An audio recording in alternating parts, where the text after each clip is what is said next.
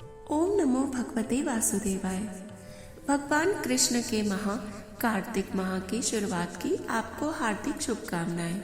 ऐसा कहा जाता है कि कार्तिक के महीने में भागवत गीता का पाठ आपके समस्त जन्मों के पापों को नष्ट कर सकता है। इसीलिए हम गीता के सभी पाठों का अध्ययन आपके लिए लेकर आ रहे हैं। कृपया हमारी श्रृंखला से जुड़ने के लिए हमें सब्सक्राइब कीजिएगा, अधिकाधिक शेयर व लाइक अवश्य कीजिएगा और कमेंट में ज़रूर से ज़रूर लिखें जय श्री कृष्ण। अध्याय को शुरू करने से पहले आइए जान लेते हैं कि कार्तिक माह में भगवत गीता का यह अध्ययन व श्रवण आपके लिए क्या फलों की प्राप्ति ला सकता है। अश्वमेध यज्ञ के समान फल की प्राप्ति। ऐसा माना जाता है कि कार्तिक मास में केवल एक बार श्रीमद् भगवत गीता का पाठ करने से व्यक्ति को गोदान के समान फल की प्राप्ति होती है और जो व्यक्ति कार्तिक मास में प्रतिदिन भगवत गीता का पाठ करता है उसे अश्वमेध यज्ञ करने के समान फल की प्राप्ति होती है। मोक्ष की प्राप्ति। धार्मिक दस्तावेजों के अनुसार जो व्यक्ति पवित्र कार्तिक मास के दौरान प्रतिदिन श्रीमद् भगवत गीता का पाठ करता है वह जन्म और मृत्यु के चक्र से मुक्त हो जाता है और निश्चित रूप से उसकी आत्मा को वैकुंठ में स्थान मिलता है जो स्वयं भगवान विष्णु का ही निवास स्थान है। जीवन में संतुलन की स्थापना।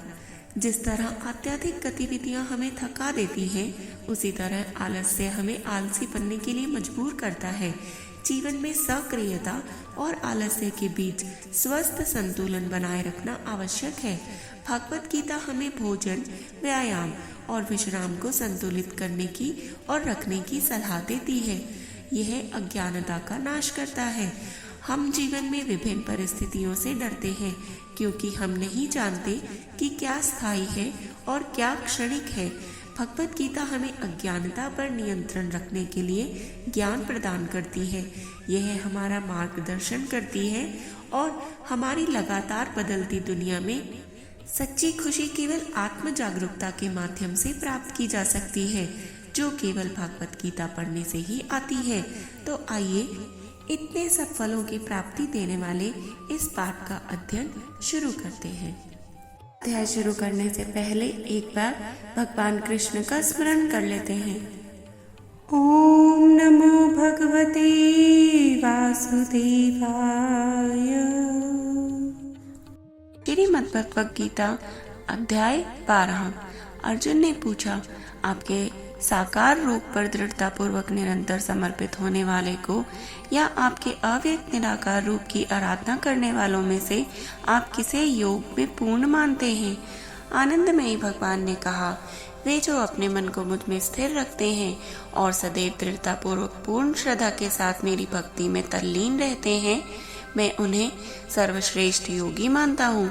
लेकिन जो लोग अपनी इंद्रियों को निग्रह करके सर्वत्र स्वभाव से मेरे परम सत्य, निराकार, अविनाशी, निर्वचनीय, अव्यक्त, सर्वव्यापक, अकल्पनीय, अपरिवर्तनीय, शाश्वत और अचल रूप की पूजा करते हैं, वे सभी जीवों के कल्याण में संलग्न रहकर भी मुझे प्राप्त कर लेते हैं।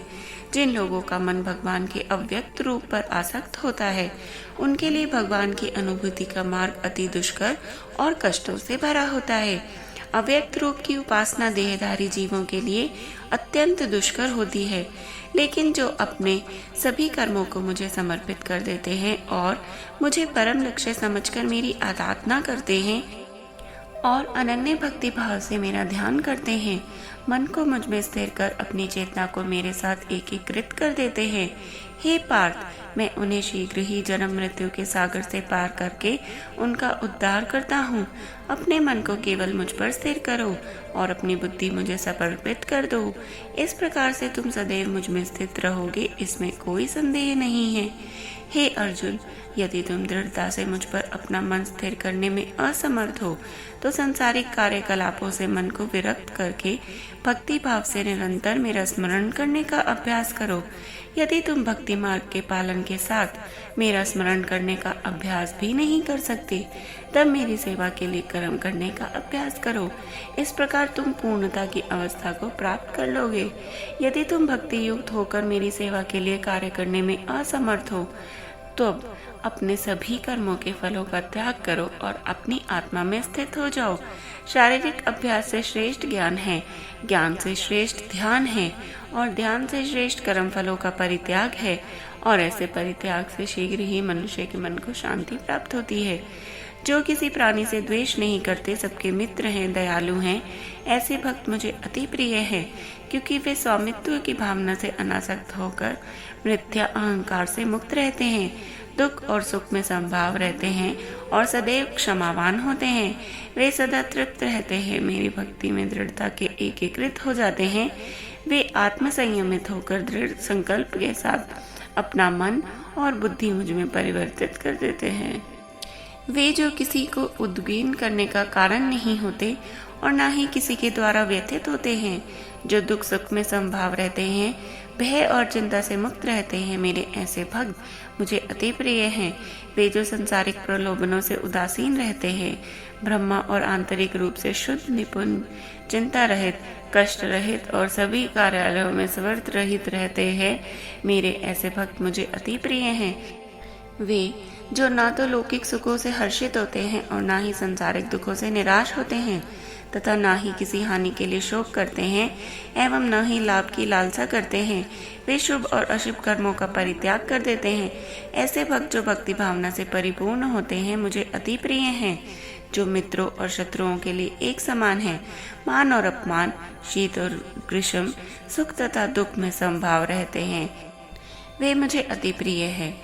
जो सभी प्रकार के कुसंग से मुक्त रहते हैं, जो अपनी प्रशंसा और निंदा को एक जैसा समझते हैं, जो सदैव मौन चिंतन में लीन रहते हैं, जो मिल जाए उसमें संतुष्ट रहते हैं, घर गृहस्थी में आसक्ति नहीं रखते, जिनकी बुद्धि दृढ़ता पूर्वक मुझ में स्थिर रहती है और जो मेरे प्रति भक्ति भाव से परिपूर्ण रहते हैं, वे मुझे अत्यंत प्रिय हैं। श्री कृष्ण भक्तों की 10 अन्य विशेषताओं का वर्णन करते हैं।